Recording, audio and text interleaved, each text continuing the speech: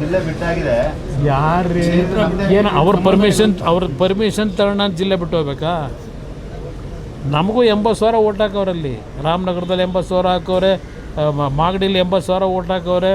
ಎಲ್ಲಿಂದ ಮೊನ್ನೆ ಈಗ ಆಗಿದ್ದರೆ ಮೊನ್ನೆ ಪಾರ್ಲಿಮೆಂಟ್ ಚುನಾವಣೆ ಆಯಿತು, ಅವ್ರ ತಮ್ಮನ ಮನೆಗೆ ಕಳಿಸೋದ್ರಲ್ಲ. ಹಂಗಿರ ಕನಕಪುರ ಬಿಟ್ಟೋಯ್ತವ್ರ. ಕನಕಪುರದಲ್ಲೇ ಎಲ್ಲ ಹಾಕೊಂಡು ಗುಡ್ಡೆ ಹಾಕೊಂಡು ಕೂತಿಲ್ವ?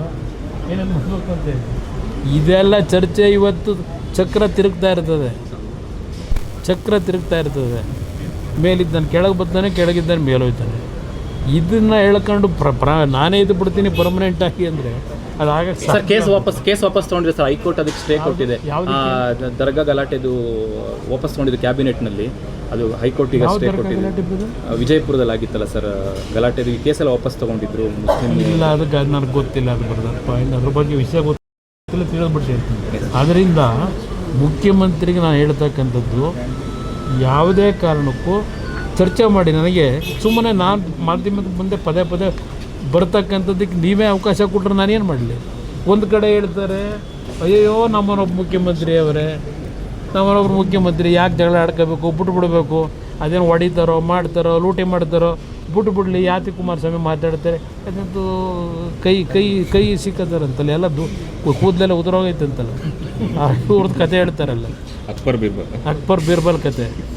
ಇದು ಅದೆಲ್ಲ ಬಿಟ್ಟು ಕೆಲಸ ಏನು ಮಾಡಬೇಕು ಮಾಡಿ. ನಾನು ಮೊನ್ನೆನೂ ಹೇಳಿದ್ದೀನಿ, ಒಳ್ಳೆ ಕೆಲಸ ಮಾಡಿದ್ರೆ ಅಭಿನಂದಿಸೋಣ. ಲೂಟಿ ಹೊಡೆಯೋ ಕೆಲಸ ಮಾಡಿದ್ರೆ ನಾನು ಬಾಯಿ ಮುಚ್ಕೊಂಡಿರ್ಬೇಕಾ? ನಾನು ನಾಡಿನ ಜನತೆಗೆ ಹೇಳ್ತೀನಿ, ಅದು ಜಾತಿಯಲ್ಲಿ ಹೇಳಲ್ಲ, ನಾನು ಒಕ್ಕಲಿಗರು ಇನ್ನೊಂದು ಅಂತ ಹೇಳಲ್ಲ. ಈಗೇನೋ ಶುರು ಮಾಡೋರಲ್ಲ, ಅದೆಂಥದ್ದು ಅದು ಇವ್ರದ್ದೆಲ್ಲ ನಾಟಕ. ನಾನು ಎಂದೂ ಸಹ ಜಾತಿಯ ಹೆಸರನ್ನ ರಾಜಕಾರಣ ಮಾಡಿಲ್ಲ. ನಾನು ರಾಜಕೀಯಕ್ಕೆ ಬಂದ ದಿವಸದಿಂದ ನಾನು ಮನೆ ಹತ್ರ ಬರ್ತಕ್ಕಂಥವ್ರು ಯಾವ ಜಾತಿ ಅಂತ ಕೇಳಲ್ಲ. ಅವ್ರ ಕಷ್ಟ ಸುಖಗಳು ಈ ಸರ್ಕಾರ ಮಾಡದೇ ಇದ್ದರು, ಅವ್ರ ಸಂಕಷ್ಟಕ್ಕೆ ಇವತ್ತು ಸಹಾಯ ಮಾಡಿರ್ತಕ್ಕಂಥವ್ನು ನಾನು ಎಂದೂ ಸಹ ಜಾತಿ ರಾಜಕೀಯ ಮಾಡಿದವನಲ್ಲ.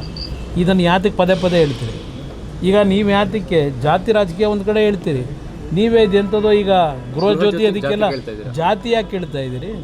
ಯಾವ ಕಾರಣಕ್ಕೆ ಕೇಳ್ತಾ ಇದ್ದೀರಿ? ಜಾತಿ ಹಾಕ್ಬೇಕು ನಿಮಗೆ? ಹಿಂದೂ ಅಂತ ಹಾಕೋರು ಸಾಕಲ್ವಾ? ನಾವು ಪಾಸ್ಪೋರ್ಟಿಗೆ ಮಾಡಿಸ್ಬೇಕಾದ್ರೆ ಜಾತಿ ಒಕ್ಕಲಿಗ ಅಂತ ಹಾಕ್ತೀವ, ಪಾಸ್ಪೋರ್ಟಿಗೆ ಹಿಂದೂ ಅಂತ ಕೇಳ್ತಾರೆ, ನ್ಯಾಷನಾಲಿಟಿ ಕೇಳ್ತಾರೆ.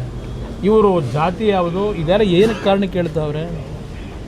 ಅಲ್ಲಿ ಕೂರಿಸ್ಕೊಂಡು ಮಾಡ್ತಾವ್ರಲ್ಲ, ಅಲ್ಲಿ ನೆಕ್ಸ್ಟ್ 28ಗೆ ಹೆಂಗೆ ಹೊಡಿಬೇಕು ಅಂತೇಳಿ ರಾಜ ಅದಕ್ಕೆ ಮಾಡೋದಕ್ಕೆ ಬೆಲೆ ಕೇಳ್ತಾವ್ರ. ಜನ ಅರ್ಥ ಮಾಡ್ಕೊಳ್ಳಿ, ಇವರಂಥ ಬೋಗಸ್ಸು ಇನ್ನೊಬ್ರು ಸಿಗೋಕ್ಕೆ ಸಾಧ್ಯ ಇಲ್ಲ. ಈಗ ಅದೆಂಥದ್ದು ಮತ್ತೆ KSRTCದು ಬೆಲೆ ಜಾಸ್ತಿ ಮಾಡ್ತಾರೆ, ಟಿಕೆಟ್ ಬೆಲೆ ಈಗೆಲ್ಲ ಇಳೀತದಲ್ಲ. ಇನ್ನೊಂದು ವಾರ ಈಗಾಗಲೇ ಇದು LPG ದರ ಇಳಿಸಿದ್ರು. ಈಗ ಪೆಟ್ರೋಲ್ದು ದರ ಇಳೀತದೆ. ಇದಕ್ಕೆ ನೀವು ಇಳಿಸ್ಬೇಕೋ ಏರಿಸ್ಬೇಕೋ? ನೀವು ಚರ್ಚೆ ಮಾಡೋಣ ಬನ್ನಿ. Yes sir, thank you.